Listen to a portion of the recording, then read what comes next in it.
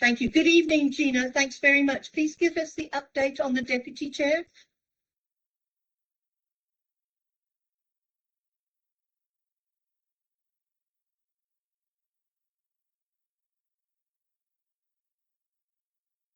Oh, gremlins.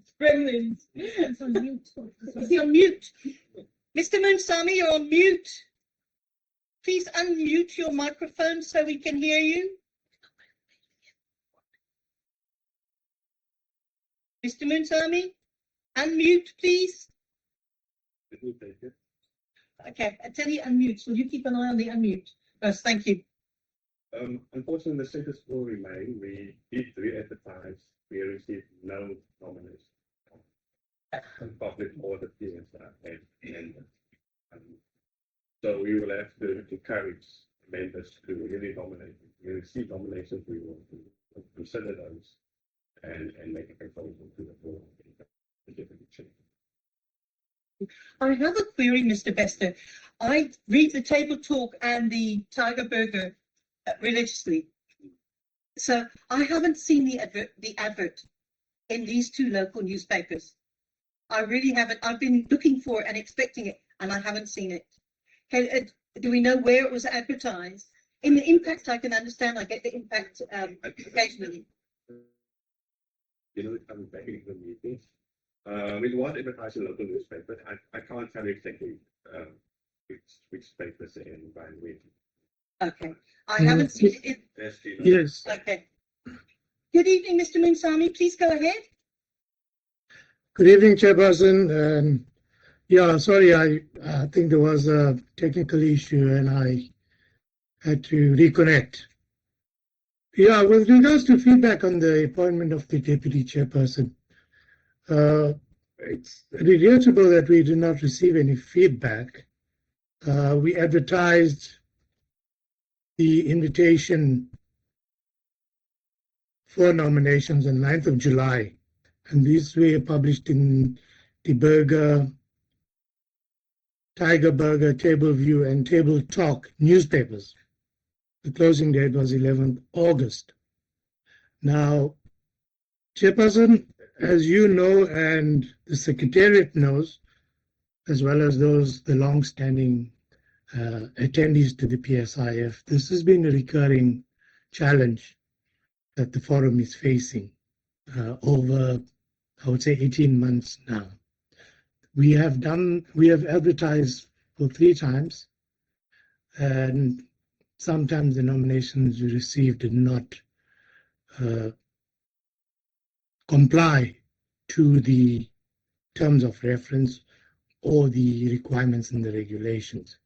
So, Chairperson, I raise this as an issue, and I want to invite the attendees and the members registered in this forum through the Secretariat to try and propose an alternative solution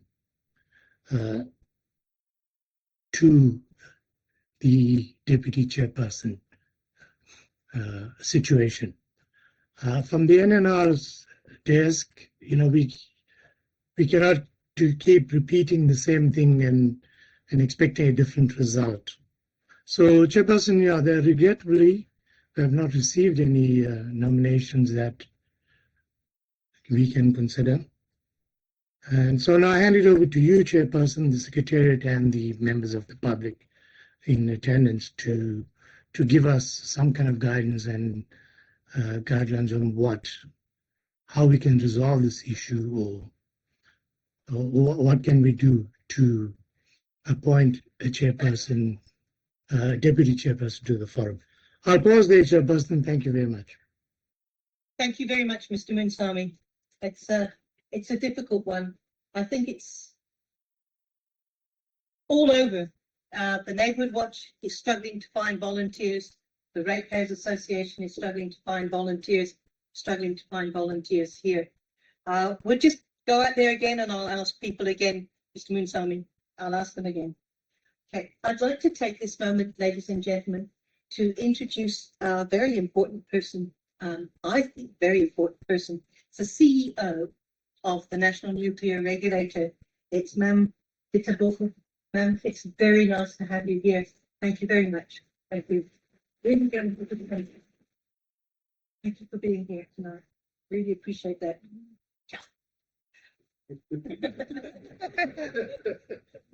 Well, it's thrilling, you know what I mean? How many of you say we know the National Nuclear Regulator, the CEO, she was there, you know? The national, what's his name? What's his name? Balapi, the power station manager. Yeah, we know him. But it's a, well, yeah, I get emotional about small things, big things, really, yeah. Okay, Bravance isn't here tonight. Where's Bravance? Seychelles. Okay, all right, okay. But we do have Mr. Dion Jeans who's going to give us the Koeberg quarterly report. Dion, I'm going to sit in your chair. Would you like to come and give us the report? Thank you very much.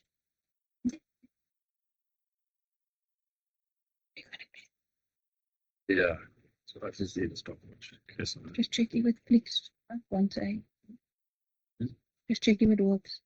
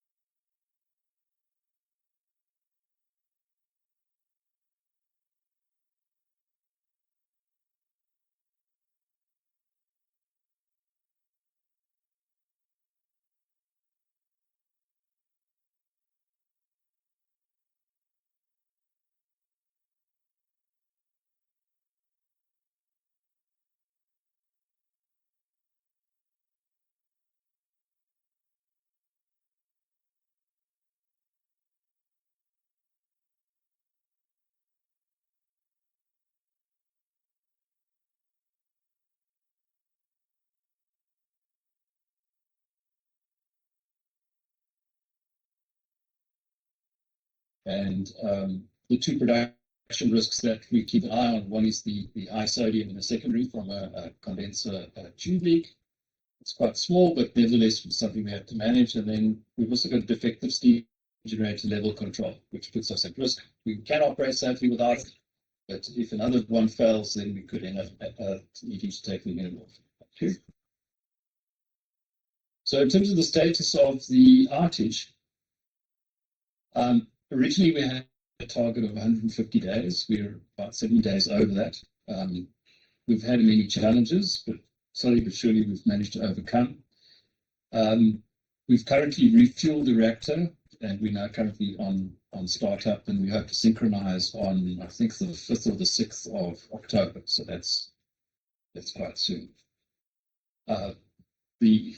The progress and the achievements we've done tonight is one was a big project with the repairs to the pressurizer heaters, the hardened water connection modification. So what that is a new hardened water storage tank, which can withstand quite significant beyond design basis earthquakes. And the big scope for us is the connection of the interfaces between the unit and that facility. So we've completed what we call the nuclear safety related part A, which is the nuclear safety related onto our ASG system or the auxiliary steam systems. That scope is now completed, and online will be completing the rest of the scope. In terms of the tanks are pretty much nearing completion, with the process of just completing the roof, and then the process of connecting that.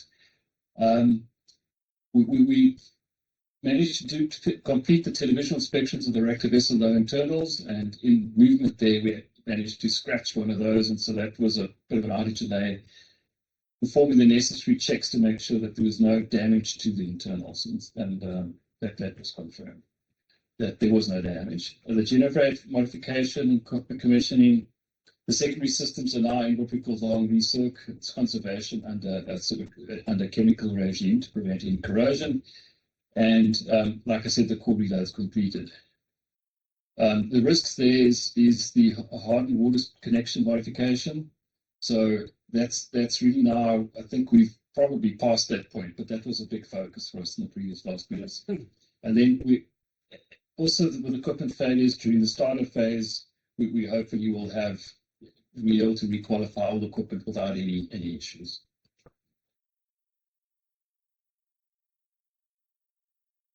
Bit of a busy picture, maybe familiar to some.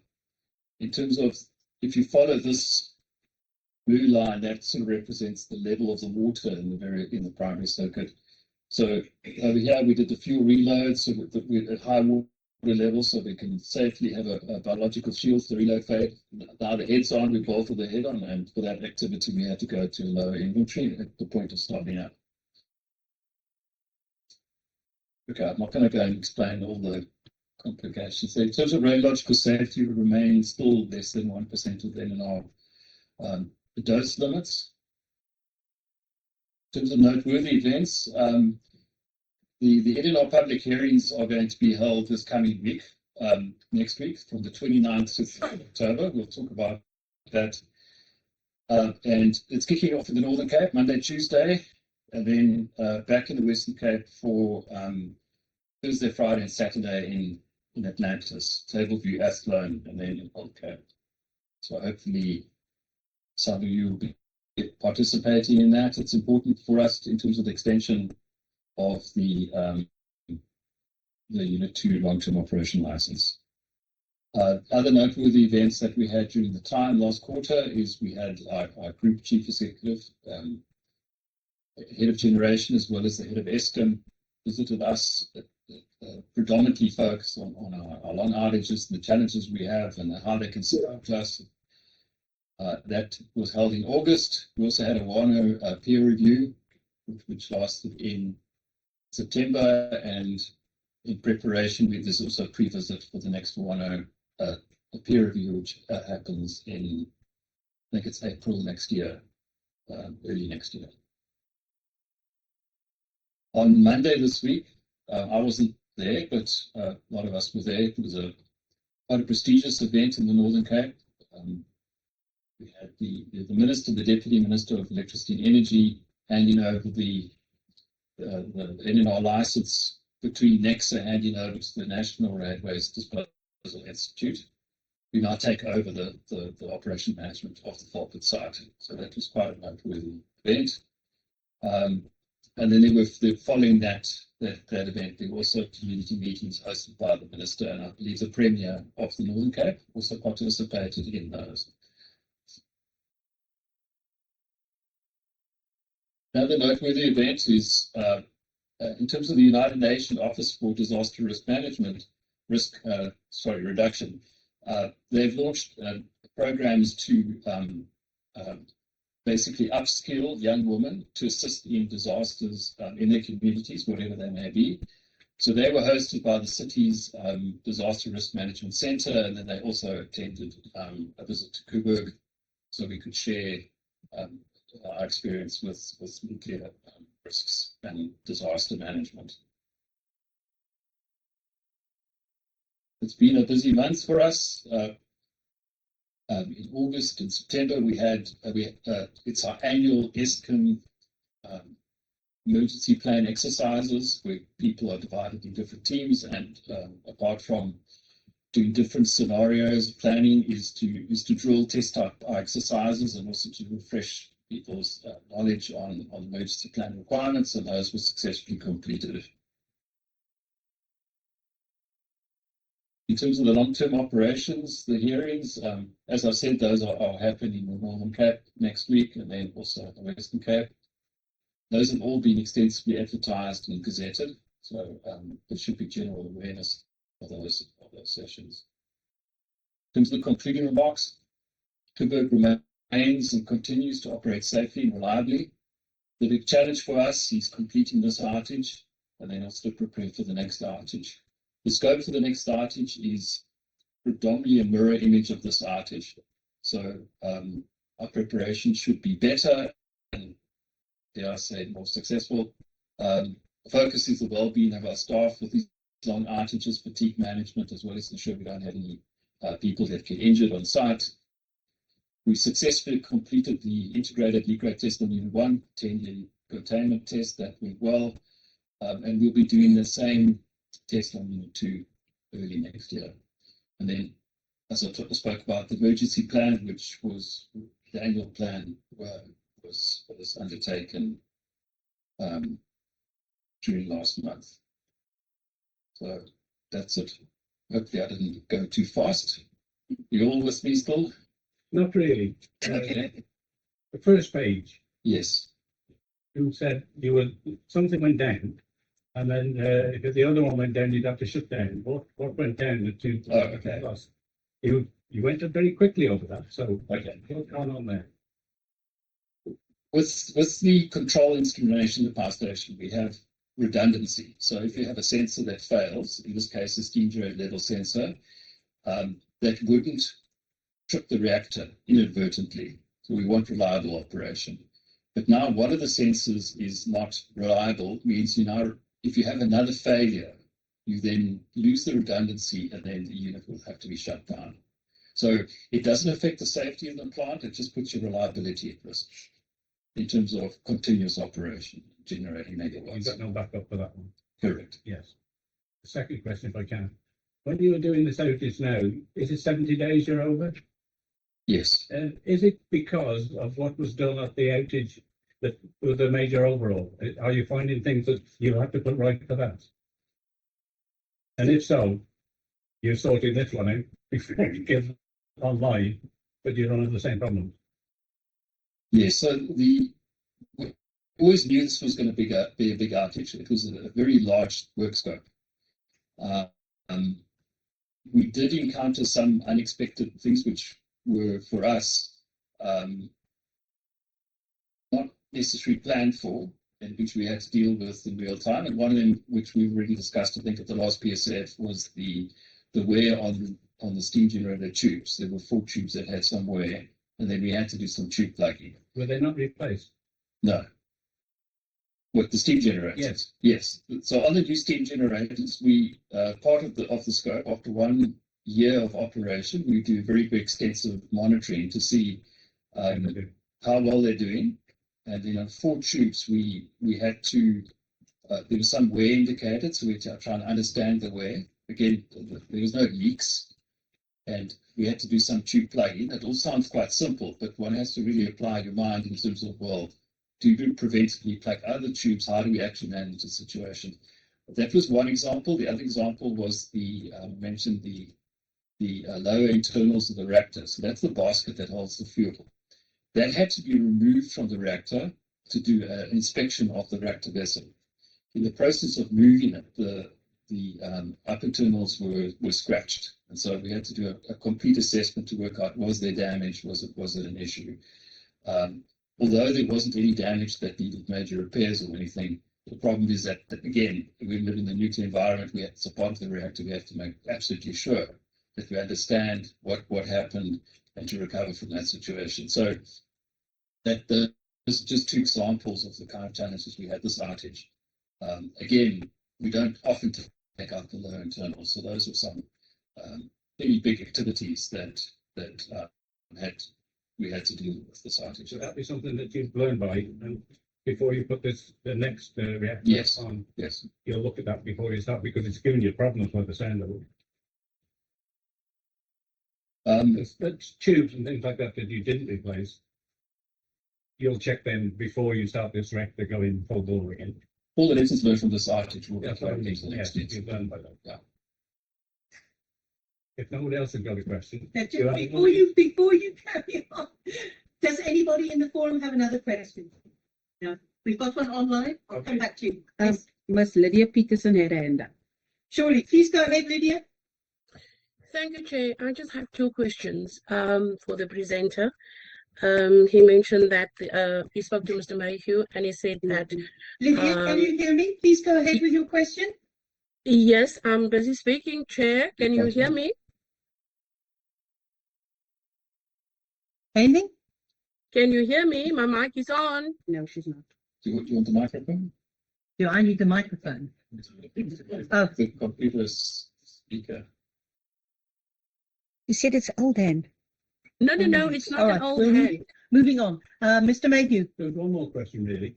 You've had all these, the one and what have you come here? Do we get presentations of what they found and what they haven't found, and what the solution is to put right what they found? Will that be a presentation shortly? I can't. It's been in the Like past, that. I must admit. It's certainly not planned, but Lewis. You usually do, because We came to do this. You need me to have a mic. We no, might. no, I can hear you fine. Okay, so Mr. Mayor, you already know by now, every year what we do, whatever their feedback is, because we don't own their report, they will make it very clear that you don't own it, you don't present it, but we will share what they told us. That's right. With the members of the party. We will include it in the quarterly feedback, as we always do. Please, you know. Right. Any other questions online? Yes. Lydia Peterson has typed out her question. Her question is, are the tubes redundant, and why the ILRT only next year? Okay, I'll deal with the second question first. The ILRT can only be done in an outage, and the next outage on Unit 2 is only next year. Okay. In terms of, I'm not sure I fully understand the first question with regards redundancy of tubes. These are tubes in the steam generator. There are over 3,000 tubes, and it's expected over the life of the power station, we have a quite a robust inspection program to manage the aging or any sort of management of the tubes, and then the idea is to pick up and trend and track any degradation mechanisms to make sure that tubes are taken out of service, plugged preventively when required. And that's really what we were implementing, was the tube management and maintenance program, inspection program, and then taking the necessary actions. I have a question coming from the last minutes. Mr. Purtis asked about the seismic.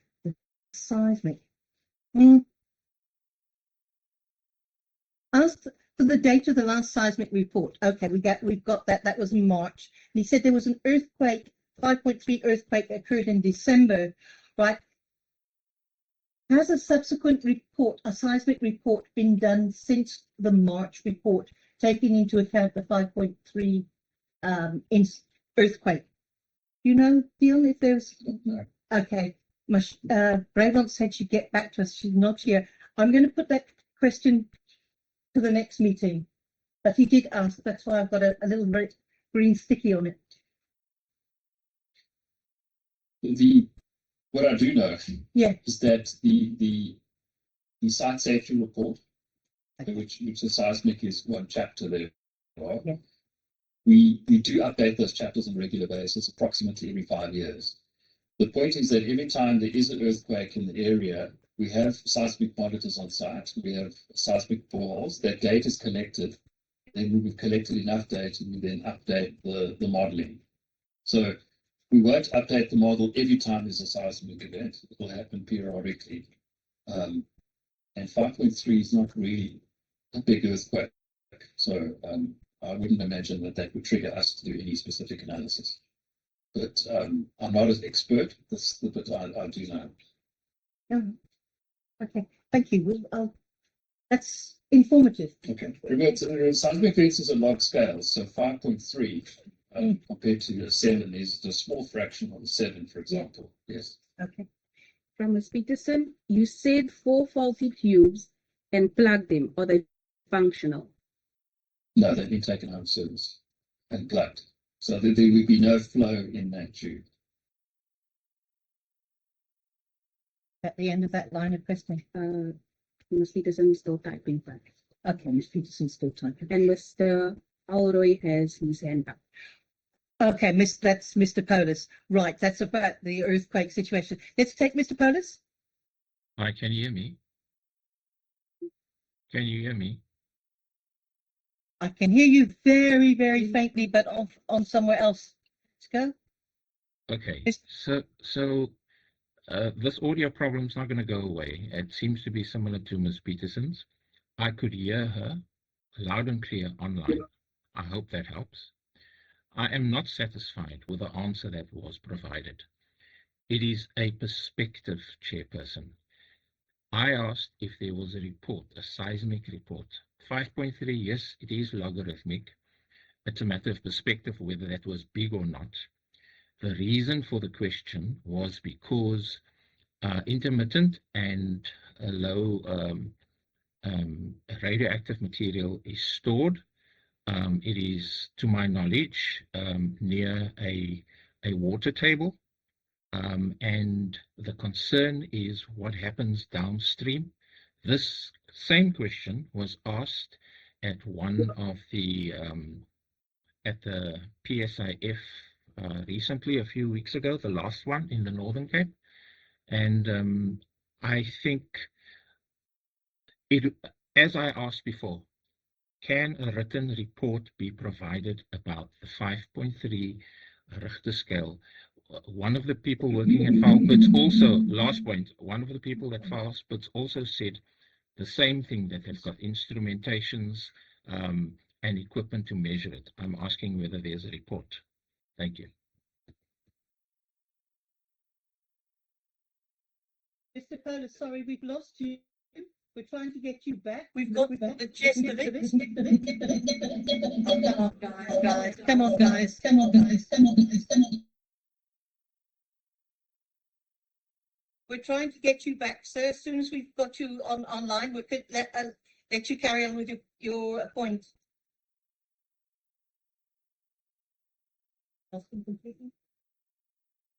He's muted. He's muted. He's muted. Mr. Purvis, it Okay. appears you. There you go. Can you hear Yes. me now? Yes, you Okay. can. Thank you very much. What was the last thing you heard me ask, please?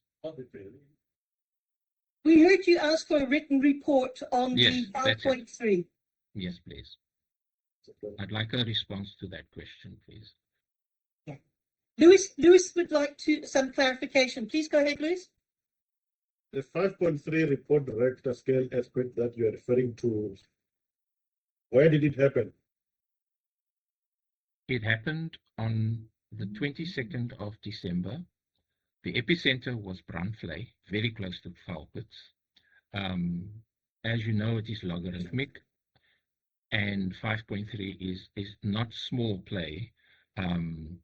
It is to the power 10 from 4. And I don't think you should compare it with issues that are higher. We know that there was an 8.8 earthquake in Russia recently. It'll be interesting to monitor what the consequences are to nuclear plants there. My concern is, and my question is, will a written report be provided, please? Can I answer that through you, Chair? Sure. So you are talking about the earthquake impact of Falklands side. Dion is talking about the assessment that is done around Koeberg side and on the design of Koeberg.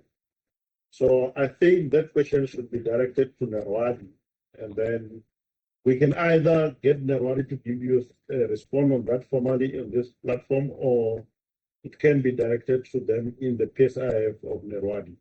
Either way, we'll get you a response. Who's Nerwadi? Nerwadi is a national radioactive waste disposal institute of South Africa. Okay. So the site is referring to you are referring to, maybe for the benefit of other members as well. It's owned by Nexa. It's in Falklands. So Eskom can't address something that is happening on a site that is not owned and operated by Eskom. So the best we can do is to refer that to the Nerwadi, as I said earlier. Would that be in order? Process is in order, thank you. I just want to note that the waste that is buried that is almost exclusively produced at Koeberg, and a little from the Medical Research Institute somewhere else, in Mpumalanga, I think, is where this is being stored. Hence the importance, I think, of the question asked. Thank you. But I am satisfied with your response, Mr. Peter. Thank you very much. Yes, ma'am. This person is the ILRT not crucial for the license extension before the NER makes a decision?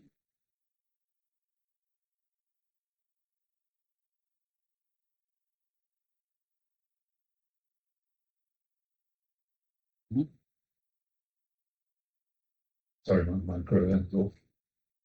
I think that NNR should really answer that question in terms of whether it's crucial to. I don't want to speak on behalf of the NNR. Sorry, I don't think it's appropriate. Mr. Bester, would you like to take that, or would you like to take that on advisement? Thank you. The IORT is one of many tests that's been periodically done at Koeberg in order to confirm and verify performance of systems. In terms of the LPO, we have looked at, consider the safety case that has been submitted to us. It's available to the public, and elements of the safety case in order to inform the NNR system. Thank you. Thank you, Ms. Peterson. Are there any more questions? Victor? Yes, Mr. Makers. Just a quick one. You say the Bellport, or whatever the name up north, has been handed over to who? You've had a handing over ceremony. Yes. And will that affect the rods going from here? Let me give you that. The waste. So, Mr. Mayor, the site, Falputs, where Yes. we have got our low-level waste and medium waste there, it used to be owned by a company called Nexa. All right. So they operated the site for close to 40 years. It's going to be turning 40 years next year. Yes.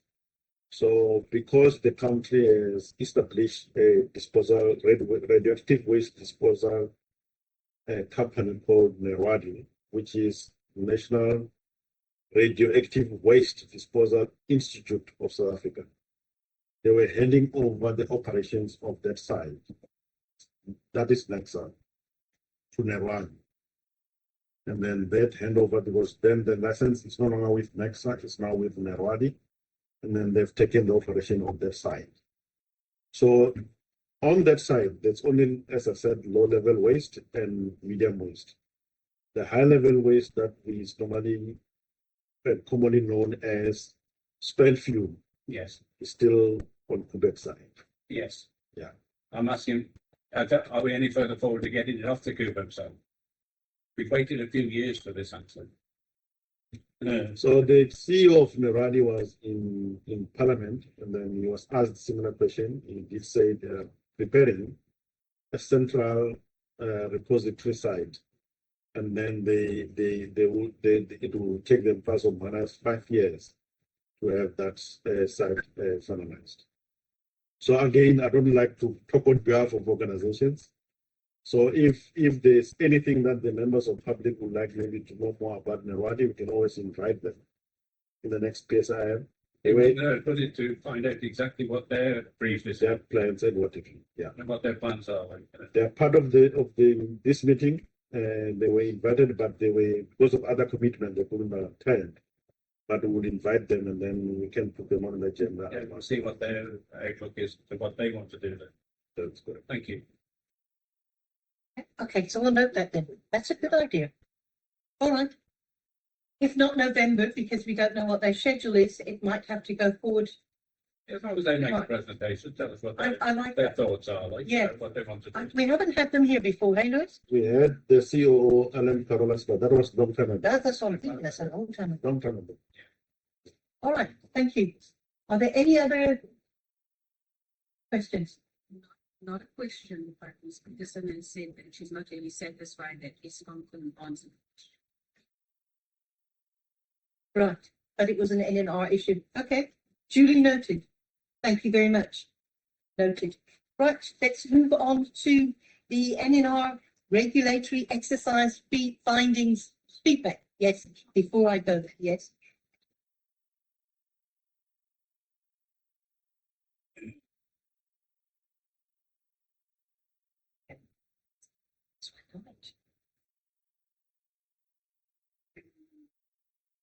You're gonna amend your, are you gonna click your own present thing?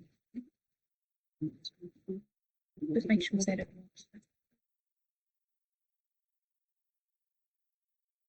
Sure, you certainly.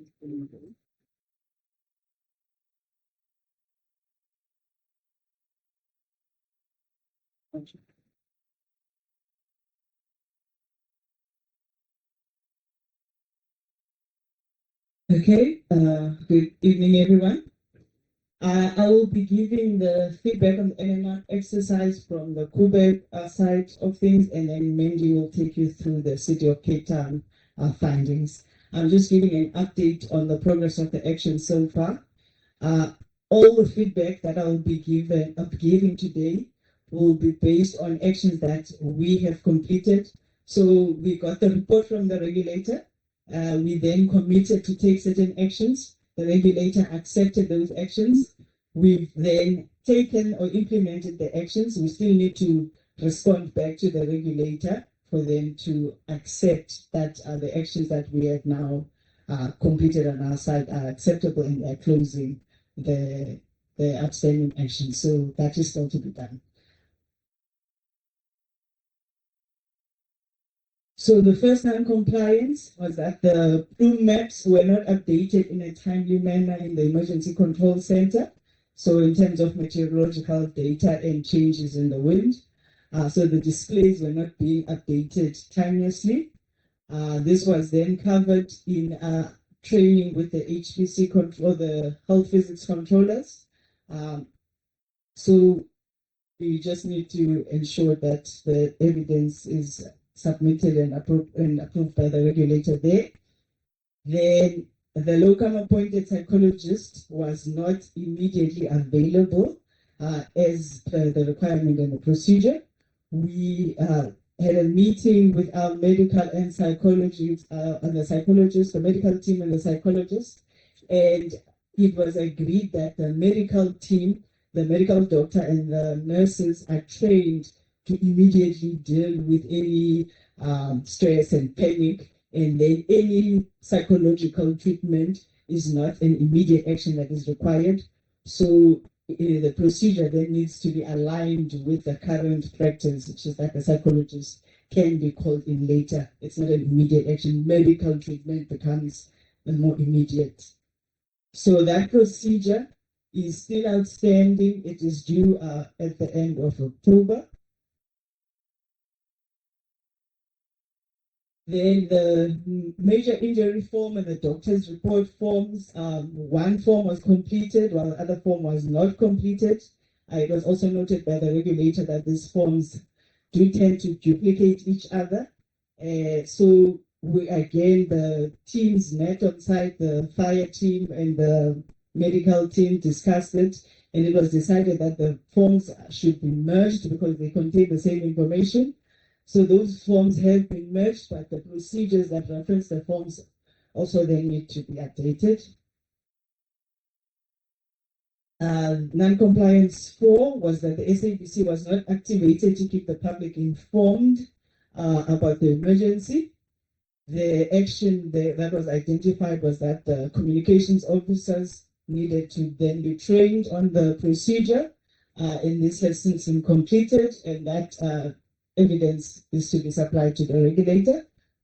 And then another non-compliance in terms of communication forms, including statements for staff form, requests for social media monitoring, and key messages for social media. Those forms were not completed. And again, it was to be covered in the training that was completed recently with communications officers, and then tested in our own exercises. And the last non-compliance was the dosimeter forms that were not completed, which was also then covered in training, and posters were installed to highlight for people to actually complete the forms. This one has since been closed in the response that we have now received from the regulator. That is the last of the non-compliances from Koeberg side. Are there any questions before I hand over to Mandy?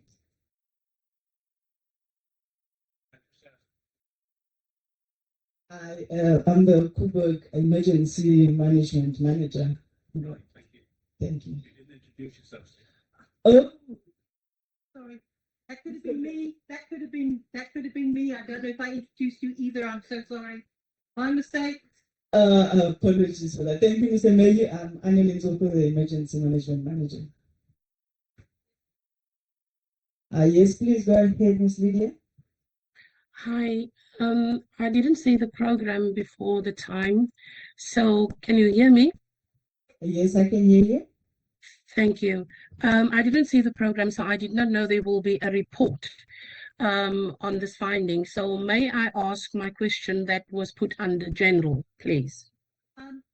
Lydia, we're still going to take it under general. It's that email is being looked into at the moment. So if you don't mind, can I take that back in under general?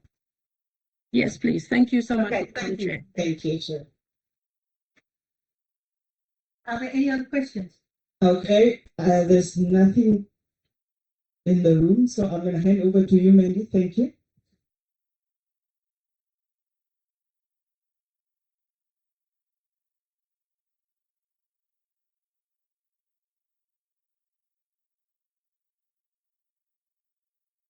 Let's wait until after the presentation. Thank you. This one.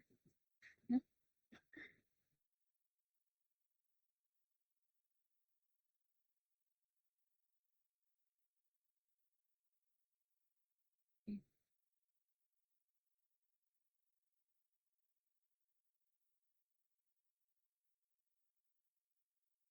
Sorry, Chair.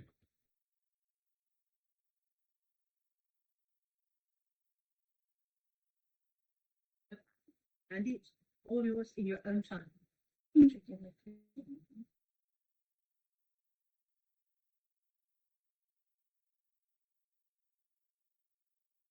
fine, I'll speak for you. Next, I'll click for you. I beg your pardon, Mandy. Can we introduce you properly? Seeing as I made that stuff up before. Ladies and gentlemen, this is Mandy Thomas. She's from the City of Cape Town, DRM, Disaster Risk Management Centre. Yeah, thank you. Good evening, everyone. Yes, good evening, everyone. Thanks for having me here this evening. I will give you some feedback on the exercise as it pertains to the City of Cape Town and our responses during the 2024 NNR exercise. Okay. Right. So we had a few non-compliances. The first non-compliance was that the SANDF was not present and not available at the Maskey Centre. As a few of you that has been here for a while, this is a recurring non-compliance in 2022. They were also not available. We have had some progress in the last few weeks, and we had an engagement with the city and with the Provincial Disaster Management Centre with the SA Navy from Simonstown, and they made commitment that that we need to work together, but pool our resources, and I think we are in a good footing at this stage with the SA Navy. They also joined us with the exercise on the 4th of September as observers. We had visitors from the SANDF from Pretoria, and so I think they also saw the need for why the SA Navy in Simonstown need to participate in these exercises. But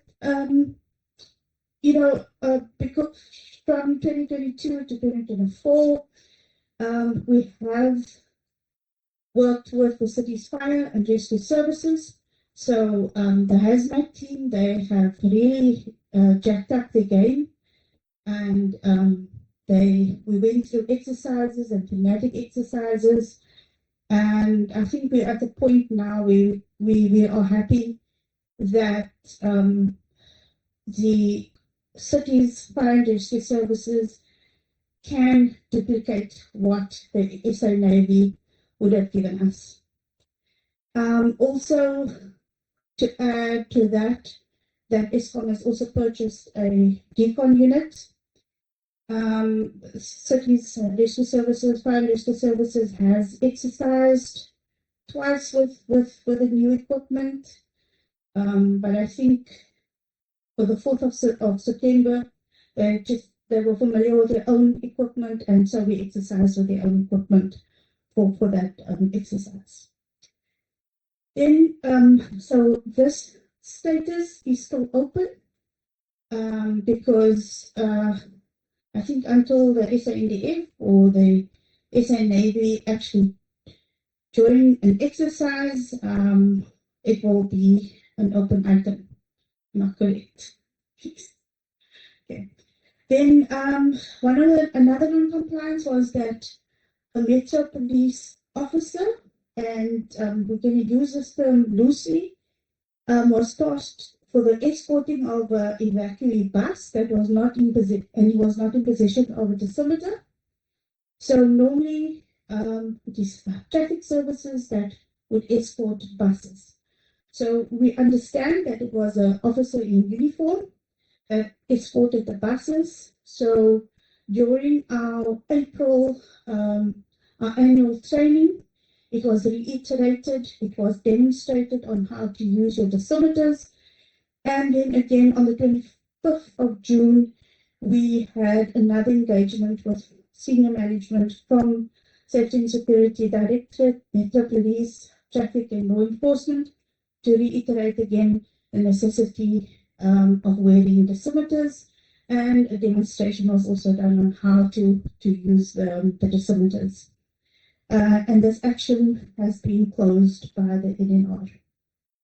Then the third non-compliance that we had was that the fire and rescue services and Golden Arrow bus services were not present at the FCP, that is the forward control point. So we have had engagement with them, and then at the 4th of September exercise, they then were available. They were at the FCP. So that is also a closed item. Okay, then we go on to the observations. So one of the observations was that there was one quartz fiber pen dosimeter that didn't zeroize correctly, and we did some training again. We did training twice. It was in April for the first responder training, and then to senior management in June of how to use a dosimeter and how to, if it can't zero, rise, and then to take the reading from what it is, and then check. I think it's every half hour that you have to check the dosimeters, and then take the reading and see if it's going up or not. So that's status is also closed. Then observation number 3. Initially, there were no dedicated personnel or staff to direct evacuees in the next step after frisking, and that was at the Masking Center. So in our procedure, there are four city health staff members that are allocated to direct evacuees. After being frisked, the Masking Center also had adequate signage in place. We also discussed this issue on the 25th of June, and it was then demonstrated with a station exercise on the 4th of September. So that status is also closed. Observation number 4 it was observed that there was no security or police roaming at the Maskey Center to ensure law and order was maintained. So this is what we simulate after you've been checked for decon, gone through decon, then you get registered that you are going to maybe stay at the Maskey Center because you've got nowhere else to go, or you are registered but then also leaving the Maskey Center because you're going to be with family or friends. So at this point, we would then have temporary housing for those who are staying at the Maskey Center, and this precinct then needs to be. We need to ensure that there's security.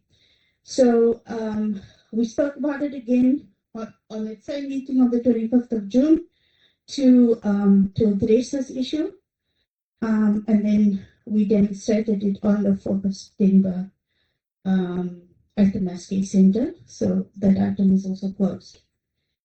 Item observation number 5. No alternative medication available for patients or evacuees allergic to potassium iodate. So ESCOM has brought in an alternate. It's called Ironate, something like that. And it is now in our stores where we would store potassium iodate tablets. And this item is still open because the procedure just needs sign off. The procedure has been updated to include the alternate medication, but we're just waiting for sign off from all the stakeholders.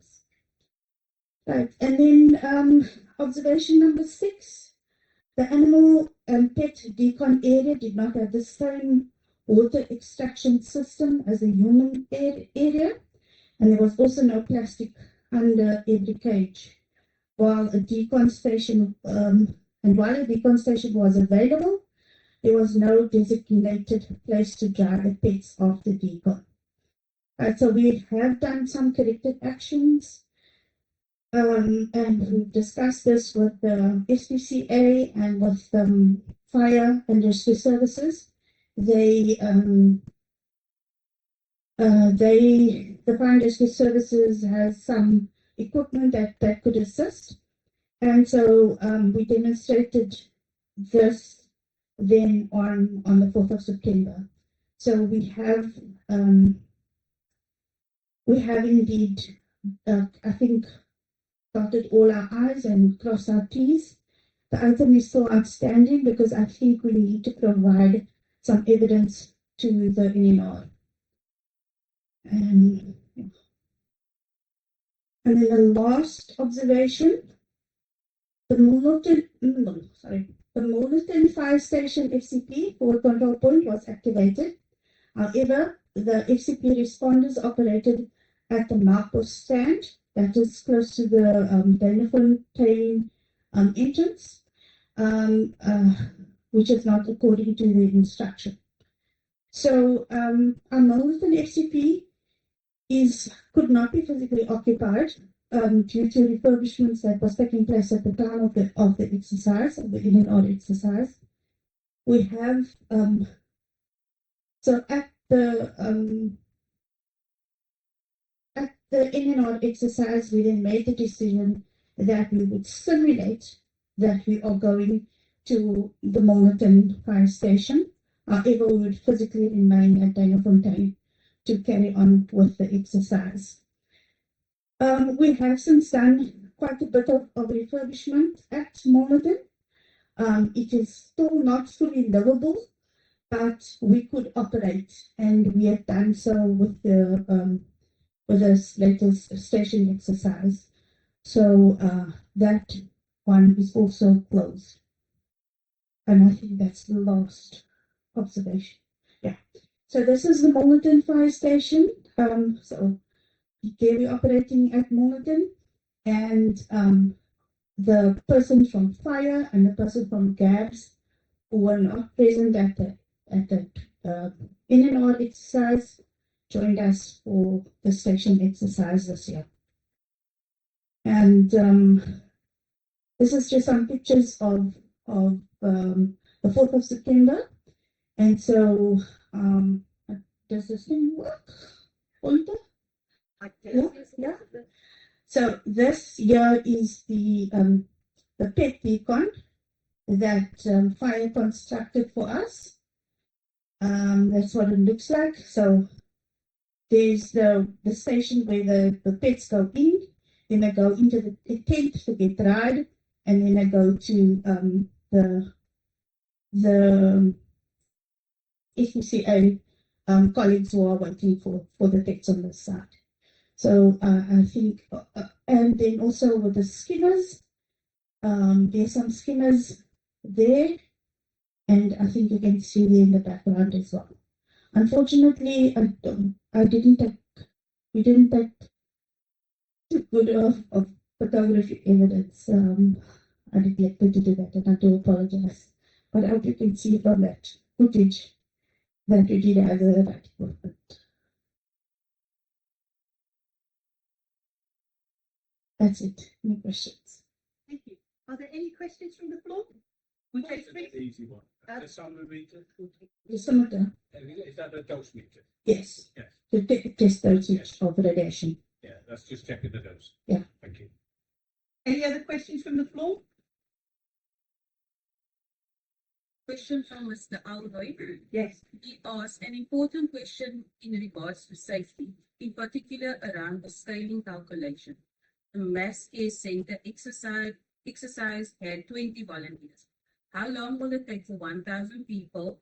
The 16-kilometer zone has 250,000 reportedly. Although many of us are beyond that distance.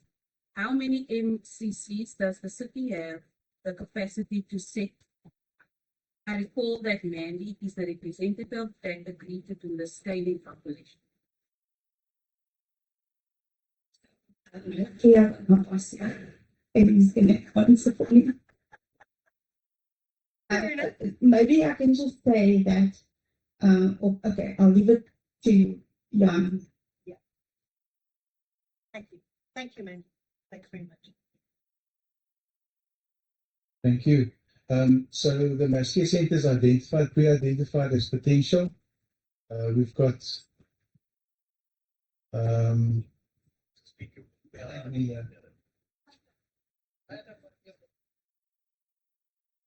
okay, my apologies.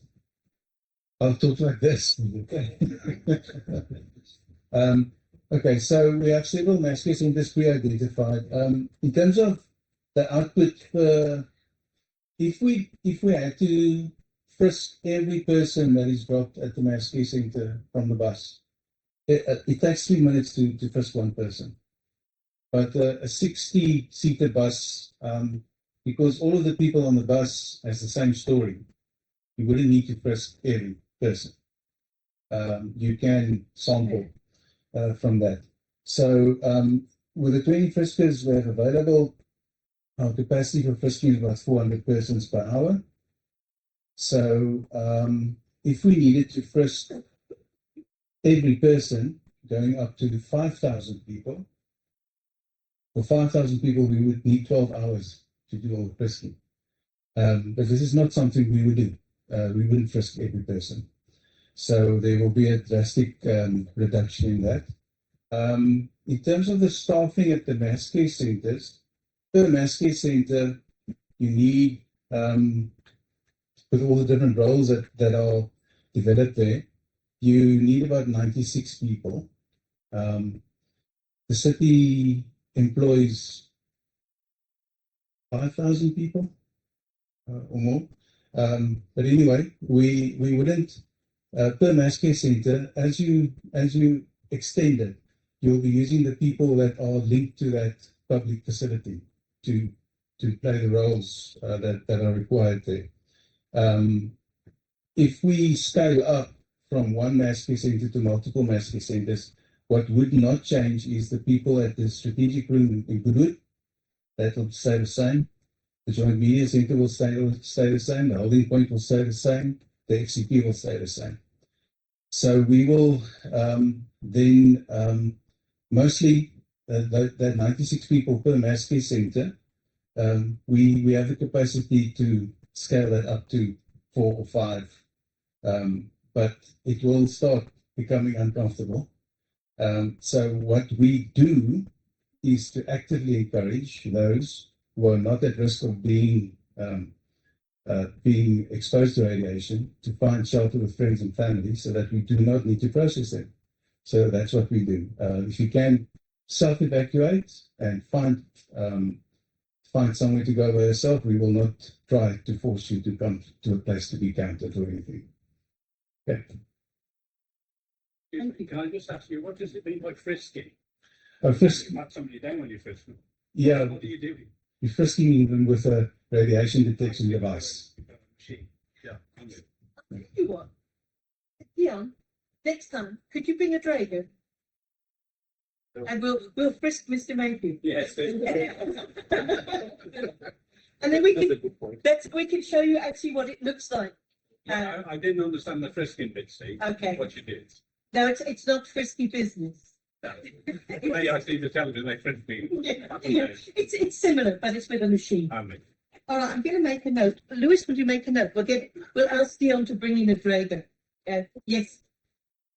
Sorry. I just want to make a point. Yes, surely. Sorry, at the statement there was a mention of 250,000 people. There might be 250,000 people living in the 16K zone, but you wouldn't evacuate everybody. No. Only in those sectors at risk. So it's maybe a point mentioning. Okay, that's fine. Yes. There's a hand on line from Mr. Alvin. Okay, Mr. Polis, please go ahead. Thank you, Chair. Thank you to everybody who responded. What is still not clear to me is that this response is based on a scenario. If leakage of X levels microsieverts happens. In my mind also, this is part of a scale of disaster responses. Imagine something much worse, God forbid, happens at the reactors. So I just want clarity. Is this the general standard overview for all kinds of disasters, or is this for a particular scenario? And further to that question, if the scenarios get progressively worse, what is the appropriate and concomitant responses? Thank you. Thank you. 1, 2, 3. Who wants to go with it?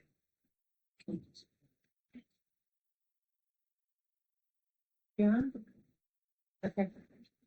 Thank you. Maybe it would be loud enough. Sure.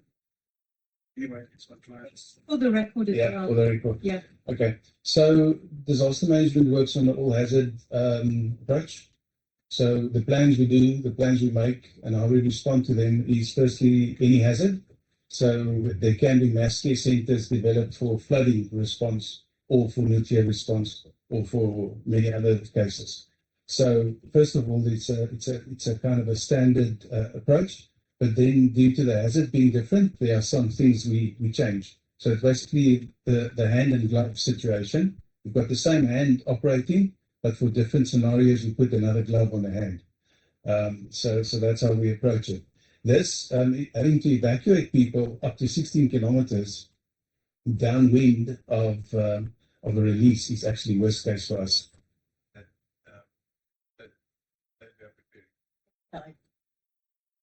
So that would be worst case for in terms of a nuclear incident. Okay. Thank you. Are there any other online questions? Thank you very much. Very informative. Thank you. And I know, Mr. Mayhew, you've been waiting for feedback from the NNR exercise, so this has helped clarify Yes, too. it does a lot, yes. Okay, good. Particularly the Navy. Because they said to me the Navy had gone up to Bloemfontein. Yeah. And if there was an emergency, they'd have to come down. I think the Army went to Bloemfontein. I don't think the Navy can They stay. talked about the Navy. Okay, well, it's the Navy. All right, the Navy went to They talked Bloemfontein. about the Navy. And they were going to come down if there was an emergency. Sounds like Shabanana, doesn't it? See, they used to come from Sandsdown, and it was all sorted, like, you know, and they brought the gear and everything else. Then they said they disbanded them. Mm. And then when I asked the question, well, what are you doing about it? Oh, well, they've gone to Bluefontein, and they need to do, they could come down. That was the answer. All right, thank you. Maybe I can just say, Mr. Mayor, that in our engagement with them on September, they have told us that they have trained new staff members in Sandsdown. So we've got trained CBRE staff trained in Sandsdown. That is a big improvement, because they said they disbanded them. That is exactly what happened. So you have improved the situation, no doubt. Yeah. Thank you. Super. All right, moving on according to the agenda. I think I gave you my agenda, Dion. What about? Yeah, please, because mine have got notes on it and Lewis doesn't have notes on his. Thank you. All right. Not such good news. If you call the fire services in an emergency, they come. However, if you call the fire services to come to a meeting at 4 o'clock in the afternoon, they can't make it. They had a problem. Unfortunately, due to circumstances beyond their control, they couldn't make it tonight, and they are on the agenda. I can't blame the city. It's fire got to go where fire got to go. I'm not going to bring them back in November. Fire season, it's just not happening. But we're going to try again for March. So we put it on the agenda for March to try and get them. Mr. Mayhew, make your point, please, for Mandy. Yeah, what I want really is not a presentation. I just want somebody to come from the fire service that is high enough to can answer the questions, and ask the questions of how they, because the fire service here are going to be in charge. There's no doubt about it. If they're asked to come, what their duties are, how they train to come here, and what they do when they get here, how they lay it out, and what they've got to do, and do they exercise with the fire station here? And do they understand what nuclear power means? You know, the run-of-the-mill, they're not run-of-the-mill. That's not to say the fireman himself. Do they understand what's going on up here? If they don't come, they don't. Right. Okay. I can answer that question, Mr. Mayor. So they will come to assist with non-nuclear related incidents. I want them. I watched Chernobyl, and when they were called out, they hadn't got a clue what they were getting into. Yeah. Well, if our fire service here haven't got a clue what they're getting into, the fire service at this place know what they're getting into. But a city fire service, do they know what they're getting into? Do they exercise it? Do the people understand what nuclear power is?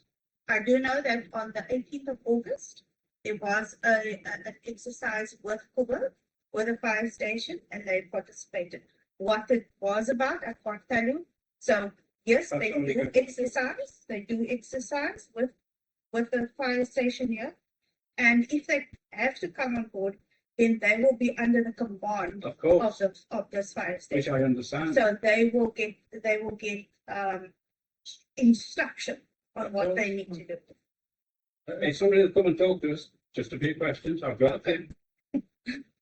You've been saving them. I have. And by the way, about a year. Yeah, I think Mr. Mayhew means that he's seen the film Chernobyl.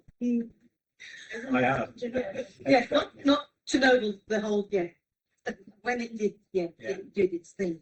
Right, okay. Okay, we're at general now. Before we go on to Lydia's questions about general and Mr. Peter Becker, are there any other general queries we have here from the members, from the audience? Right, then I will take that piece of paper back from you, Mr. Jeans. Yes. No, that was my agenda. This is the piece of paper. Email communication.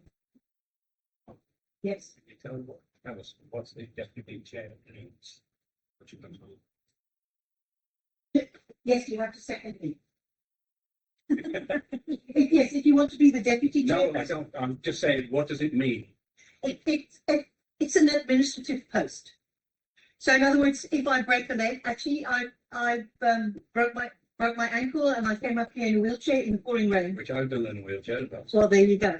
So in case anything happens to me or I am incapacitated, you can run a meeting in this manner.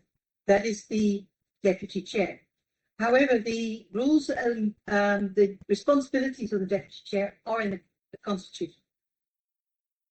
Okay. In other words, you won't get paid. I'm just making that clear. Why don't we do this? You know, if you could tell us what it details, like you might get a volunteer, you never know. Take it over. No, I'm all right. I can't ask questions if I am. Yes, you can. All right, moving on. This is from Mr. Peter Becker. A few meetings back after that emergency drill, he asked at the end of a Koeberg public safety session if scaling calculation could be done. I.e., the emergency drill was done at one mass care centre with about 20 volunteers. I think we've answered that question about the volunteer victims and how many it would go down there. Right. It goes on how many fire engines, decontamination tents, personnel, Geiger counters. So it looks like Mr. Becker is looking for a list of all the equipment. But I mean, you can go to the City of Cape Town, and I'm sure that's probably on your website, the equipment that you have. Or, no? Okay. I'll look. Okay, well, that's what he's looking for. How many fire engines, decontamination tents, personal, Geiger counters, pet processing cages, cleaning tanks, water tankers, pumps were available? And how many MCCs could be set up? That we've answered, all right? We don't know the exact number of how many pet care tents. This would lead to a crucial knowledge of how many people could be processed per hour, which you've answered that question. Thank you very much. Again, it would take 3 days to process 5,000 people. You've gone through all that. All right. It was most disappointing that during the review of the minutes by the Secretariat and ESCOM staff, this point was omitted from the minutes of that meeting. I would like to ask that report back of the scaling calculation is put on the agenda for the coming meeting. That would have been the meeting today. And that it is minuted that this question at the previous PSIF and the commitment from the city were omitted from the minutes. So we will note that this unfortunately was omitted from the minutes and has now been answered at this meeting. Yeah, are we in agreement with that? Reading an email when you've got answers already. Okay. Are there any questions online? Wow. There's one issue on the general through you, Chair. Yeah. ESCOM previously did promise the members that they will give feedback on the court case. Oh, yes. Oh, yes. Yes. Yes. So we're doing with the gentleman at the back, the security manager of Koeberg will give that feedback.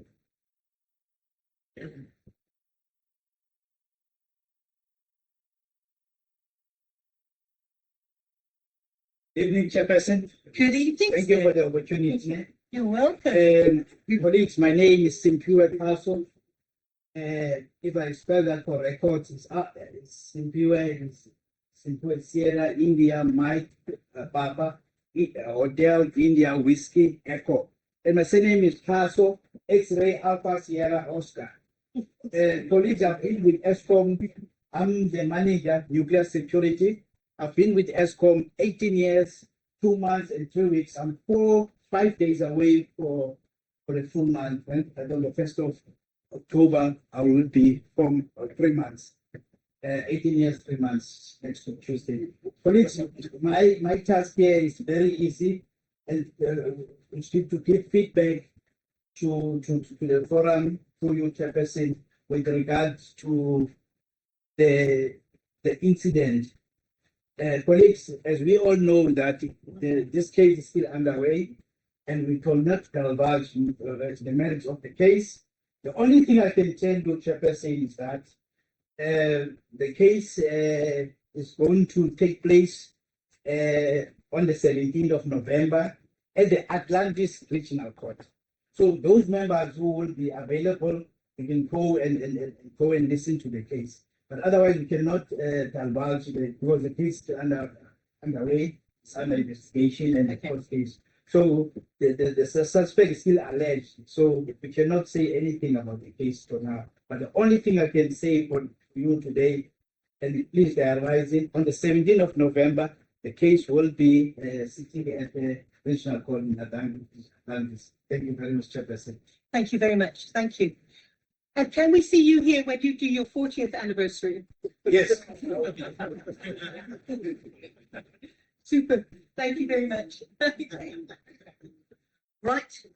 The date of the next public safety is on the 20th of November. It's a Thursday. We're going to try and have it here. We've had some problems trying to get it into table view on a safety issue, and we've been looking at the various churches, but they were all full for tonight. Unfortunately, we will still try and get it in November. We are still looking at it. We did say we would try and take the public safety meeting to different areas, specifically table view.